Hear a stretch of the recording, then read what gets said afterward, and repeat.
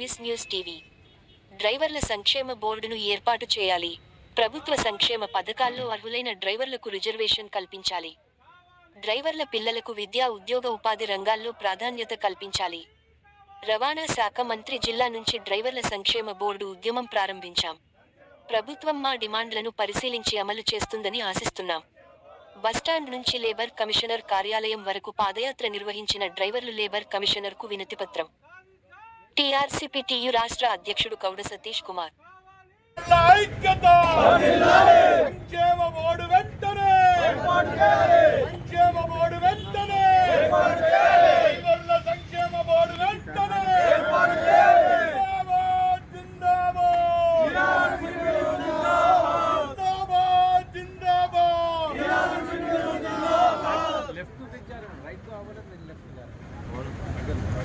సాధిస్తాం సాధిస్తాం సంక్షేమ బోర్డు సాధిస్తాం సాధిస్తాం సాధిస్తాం సంక్షేమ బోర్డు సాధిస్తాం సాధిస్తాం సాధిస్తాం సంక్షేమ బోర్డు కావాలి కావాలి సంక్షేమ బోర్డు కావాలి కావాలి కావాలి సంక్షేమ బోర్డు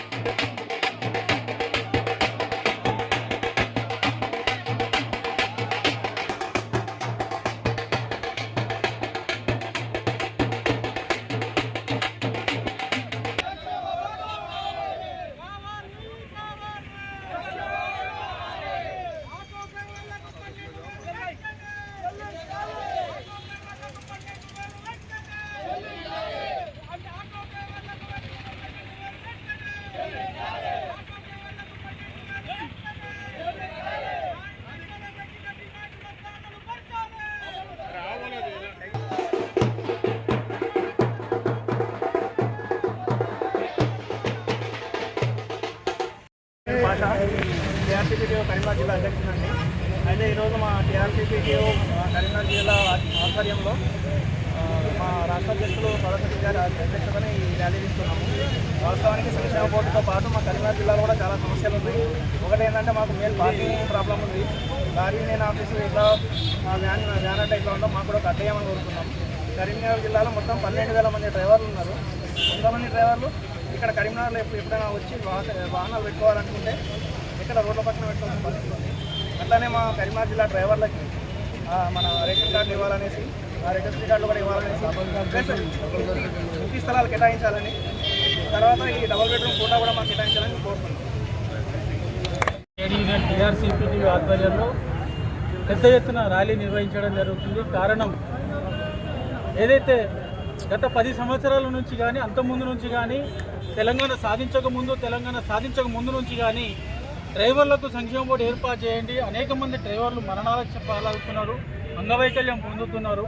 వారు అసంఘటిత కార్మికులుగా ఉన్నారు. వాళ్ళ కుటుంబాలు రోడ్ల మీద పడుతున్నాయి. వాళ్ళ పిల్లల భవిష్యత్తు అగమ్య గోచరంగా మారింది. కాబట్టి సంక్షేమ బోర్డు ఏర్పాటు చేయాలి, డ్రైవర్లను ప్రత్యేకంగా గుర్తించాలని ఎన్నోసార్లు మేము వినతి పత్రాల ద్వారా, డిమాండ్ల ద్వారా ఇవ్వడం జరిగింది.